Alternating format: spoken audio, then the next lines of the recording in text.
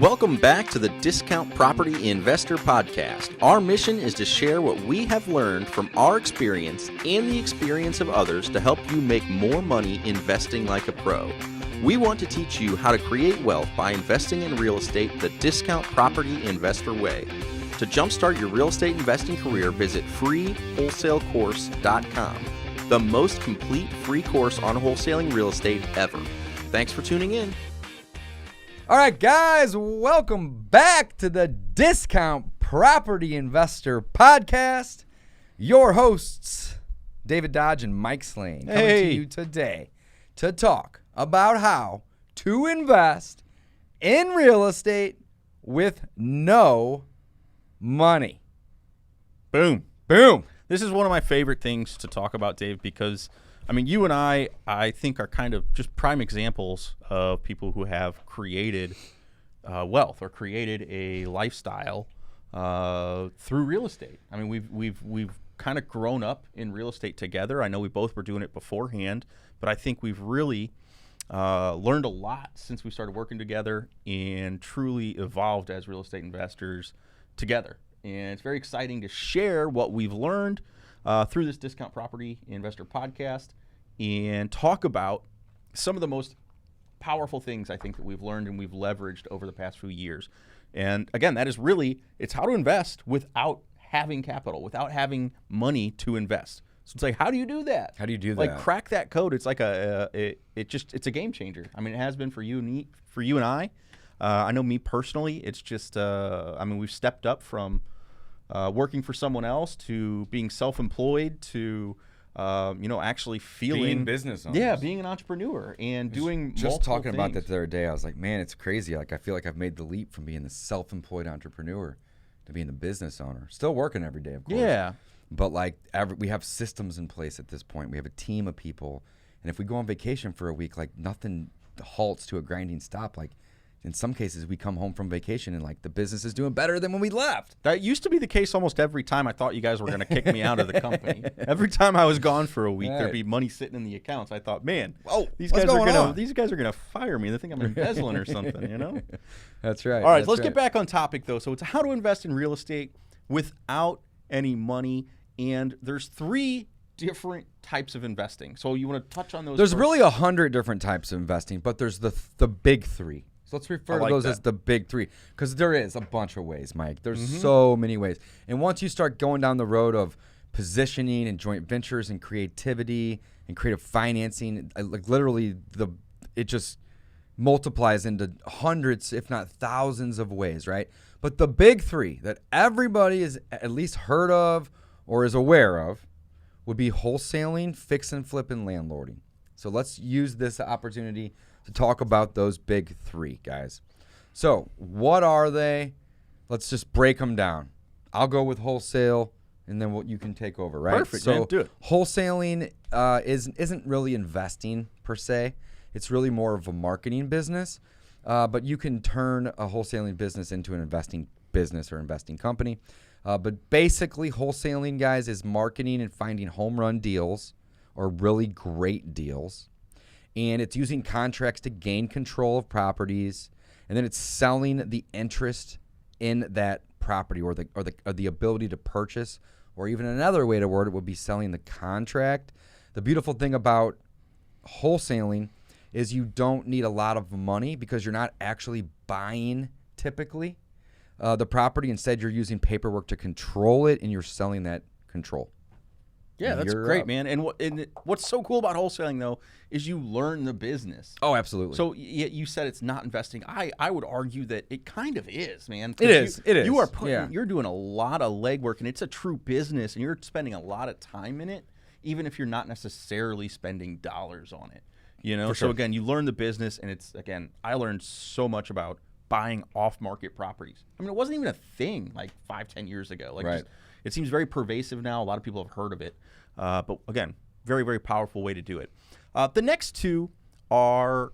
I got to interrupt for just 1 second. Some guy sent me an Instagram the other day and goes, hey, do you have any courses on how to find deals on the MLS?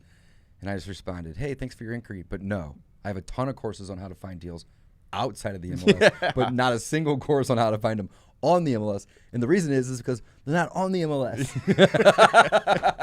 Sorry, I had to get that out. It was eating me inside. There might be a deal on the MLS, but the problem is when someone prices a property 20 grand under what it should be, it's going to get bid up to 20 grand or 30 grand over where it should be. I apologize. I didn't mean to interrupt. That was rude. That's hilarious, though, dude. I love that. No. I was like, no, sorry. I'm not trying to be rude, but like, I don't. Yeah. And I don't have any intentions of making courses like that because it's BS. It's the wrong approach. You can't do that. It's the wrong approach. Again, you can find decent properties on the MLS. Yeah. I mean, again, you can do your career by buying on the MLS.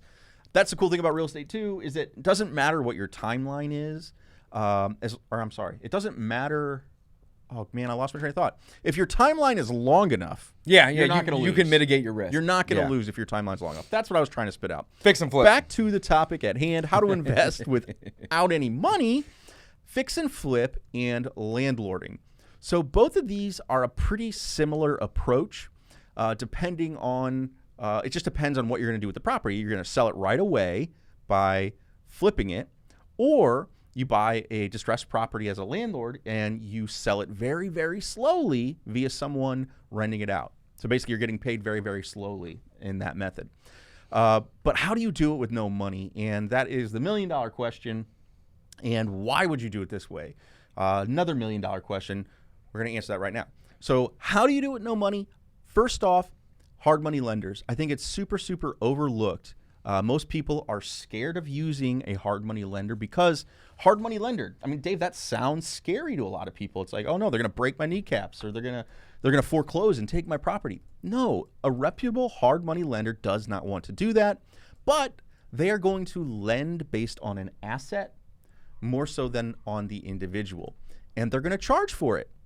So you're going to borrow from a hard money lender, but you're going to pay a pretty hefty interest rate. Yes. But here's why it makes sense. If you can't get the money from a bank loan, or you don't have your own money, have the cash, and you don't have a great aunt or uncle that's rich that's willing to lend it to you, you can get the deal done. You can still do it because they're not necessarily looking at the borrower. They are. They do. Yeah. They do absolutely. But it's heavily weighted on the property, and that's why they're called hard money loans. It's not because they're hard to get. They should call them easy loans because they're super easy to get if you have a deal. It's hard money because it's based on a hard asset. What's so cool about a reputable hard money lender that's kind of, more institutional, they actually will help you with the deal. They're going to help you analyze it. If they look at the deal and say, I don't think so, that's great. They just save you from making a mistake in buying a property that you probably wouldn't make money on. Right. So again, hard money lenders can be one of your greatest allies when you're getting started, although you're going to see this 10% interest rate or 12% or 15% interest rate with 3 points. Like, it sounds freaks people out. It sounds crazy. It really does.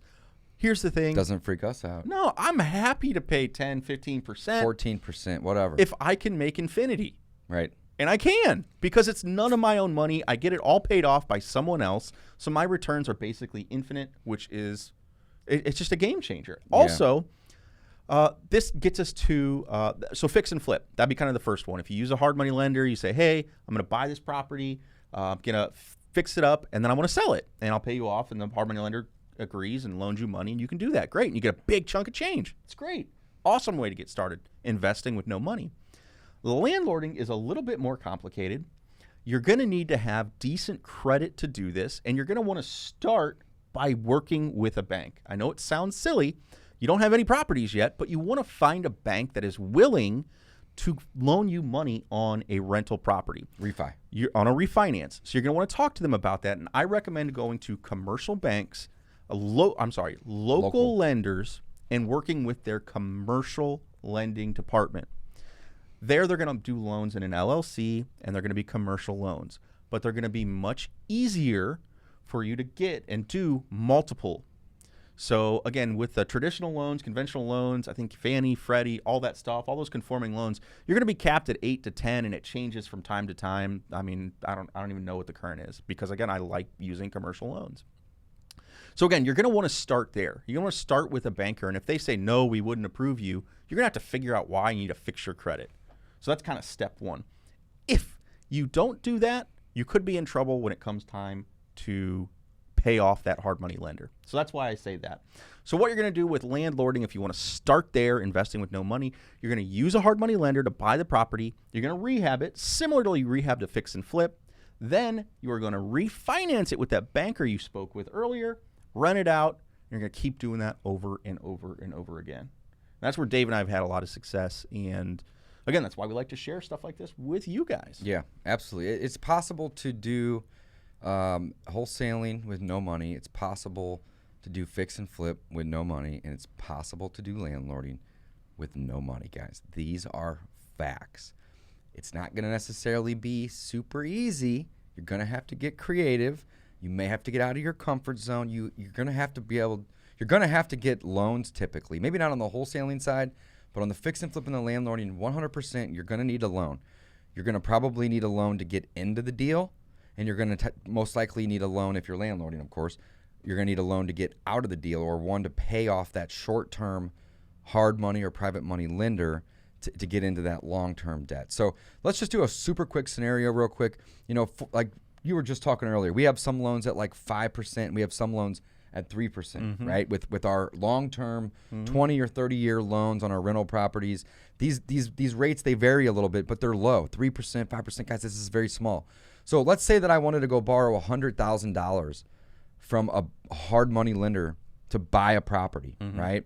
And that lender says, guys, you know, I can't do 3%. I can't do 5%. This is my business, right? I need to be at 14%.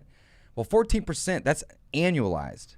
It's not a 14% simple interest rate. It's an annualized rate. So 100,000 times 14% is going to be $14,000. So you basically have a $14,000 interest expense over the course of 12 months. If you break that down daily, it's about $39, $38 and some change. Okay? Mike and I's goal is to be in and out of a short-term loan in roughly 90 days. So 38 times 90 is going to basically mean that our total interest, is going to be right around $3,500. So even at 14%, right, it's a short-term loan. That 14% is annualized. So if we only have it for 3 months or for 90 days, guys, the total interest that we're going to pay is $3,400. Now, would you be interested in paying $3,400 to be able to acquire an asset at $100K? Absolutely. Here's the cool thing. And if you get really good at it, you can pay that $3,400 interest on the back end, not on the front, and you refinance it into your existing loan. So you can really do it for none of your own money, but your debt will go up by $3,400. But $3,400 is nothing, guys. You cash flow $350 a month on a property 1 year. Pays back that interest expense of positioning yourself in that deal. So what I'm trying to get at, I'm not trying to dive too deep down this rabbit hole, of course, but short-term interest can be high. It's not a 20-year term at 14%. It's 3 months or 4 months or maybe 5. Let's say you're doing a fix and flip, 5 or 6 months, guys, double that, $7,000 in interest. But if you can do a fix and flip with none of your own money and go make $60,000 on a flip, who gives a crap? I got to watch my words here. Who gives a crap about $7,000 when you're making 60? You still make $55,000, $54,000 on that scenario. You know, so basically, if you want to learn how to invest in real estate with no money, you have to be comfortable with the fact that it's time or money typically. So if you have no money, then you're going to be spending a lot of time. Period. Understand that, know it, live it, breathe it. If you want to go beyond just wholesaling and you want to do the fix and flip side of the game, or you want to be on the landlord side of the game, you have to get comfortable with not only spending a lot of time, right, but also borrowing money, borrowing from a hard money lender or a private money lender to position yourself into these type of deals, and then using a long-term bank financing to exit that short-term note and position yourself into a lower interest rate, longer term type of a deal. And that's it. That's how you do it. That's the secret. I don't think there's really much more to dive into. You know, you got to be comfortable with borrowing money. And that's how you're going to do it. Now, the cool thing is, though, is when it comes to borrowing money, you can use cool tricks like Mike mentioned earlier, or shouldn't say tricks, strategies, like the Burr method to get into a deal with none of your own money. There's other ways to do that too, with subject to and creative financing. You know, maybe the owner will be the bank and they'll sell it to you on owner financing. Maybe you can joint venture with somebody and you go find the deals, they at the money. I mean, there's so many ways to do this. That's why I said there's literally hundreds, right? But the big three are always going to typically be wholesaling, fix and flip, and landlording. Yeah, I mean, because again, at the end of the day, you're basically buying and selling a property to make money. Dave, I would love it if you would kind of jump into what we talked about, your buddy Chris and what he's doing too, though. So you just touched on the subject to acquisition model. Sure. So let's talk about the subject to acquisition and then the, I guess the lease purchase sales side of it. So that would be another way you could have no money into a property and be a landlord, right? Yeah. I mean, essentially, it's what's happening. Yeah. So like, there's a creative approach to acquisitions and there's a creative approach to dispositions. And if you want to get super creative, you can do creative approaches on both of these, right? So one of my buddies that we just bought a house off of last week, good friend, good guy. He buys everything subject to existing loans. So he's doing marketing and spending a lot of time, not necessarily money, but time marketing and finding people that are looking to sell but don't have a ton of equity, right? So what he does is he comes in and says, "Hey, I'll buy it, but I can't give you any money today, and I'll basically pay you what is remaining on the loan, and I'm just going to start taking over payments. So I'm basically just going to start paying your payment. But you're going to walk away from the deal. I'm going to be the new owner. I'm not really going to pay you anything, and you could in some scenarios, but for sake of simplicity, you take over the payment. So now you control the property, right? Day one, you're at zero. 30 days in, you're going to have to make a mortgage payment probably, right? So you're going to have some expense, but the quicker you move, the better, right? So now you've just positioned yourself into a deal where you're just taking over payments, right? Well, now if you want to wholesale it. If you want to fix and flip it, you have to go borrow some money from somebody else for the rehab. But now you're maybe only borrowing 20 or 30 grand versus 120 grand. Because you're not having to borrow the purchase, you're only borrowing the rehab. Think about that. It's a really, really cool tool. Same with landlording. You can buy something subject to, get it, let's say it's vacant, get it rented and performing, let it sit there performing for 3 to 6 months and do what's called season or get your seasoning, and then take it to a bank and refinance it out as well. Maybe do a little work, maybe not. There's so many ways, though. Literally so many ways. We talked briefly about the creativity, which was right there, but don't forget that joint ventures is also a massive, massive tool to get into properties. Maybe you go find a home run deal, right? You can take that to some of these big investors in town, or maybe even just a friend or a local investor. It doesn't even matter. But if they want that deal, instead of selling it to them, partner with them and say, "Hey, I need to get a piece of this." Maybe it's half, maybe it's 10%, whatever, right? But how I've contributed. I cannot say that word. How I've contributed my contribution. Thank you, Mike. Is bringing the deal to the table. Your contribution is going to be financing it.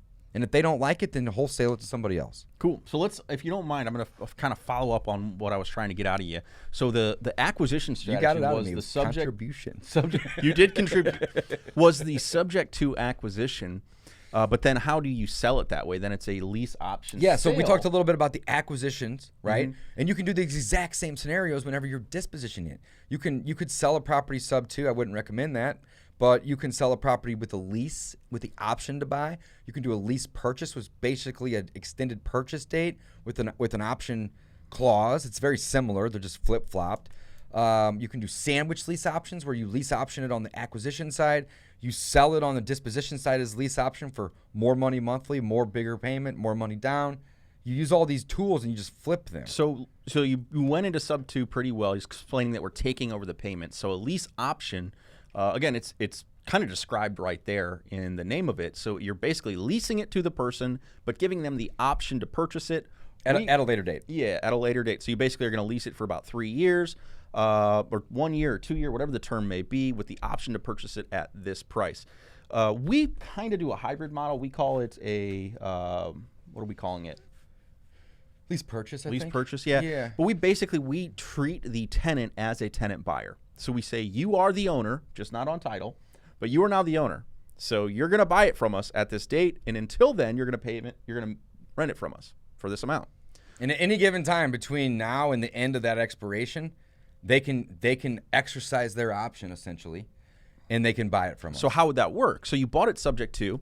So say you bought a property and somebody owed $80,000 on it, and the payments were $500 a month. Great. So you say, okay, cool. I'm going to take this property over from you. I'm going to make these payments. You're free. Cool. They say, awesome. Then you go and you lease option it to someone else, and you say, I am going to let you rent this from me for $900 or $1,000 a month, whatever it is, and you can buy it from me for $110,000.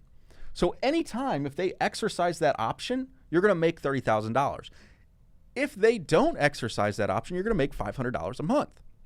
So it's a win-win-win. And normally when they sign for the lease option, they're going to have to put down an option deposit of $5, $10, whatever you come up with, $1,000, $5,000 or $10,000. So you're going to get paid there, paid monthly, paid on the back end.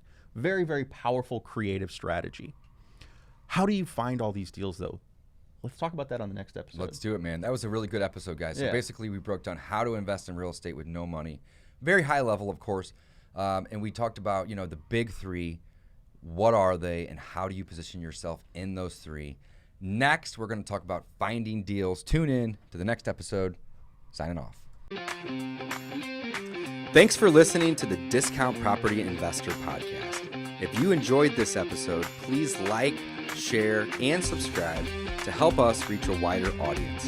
To jumpstart your real estate investing career, visit freewholesalecourse.com, the most complete free course on wholesaling real estate ever. We would also appreciate it if you left us a review on iTunes or Stitcher. Thank you in advance for your support. And remember, you make your money when you buy, you get paid when you sell. Now let's go build some wealth.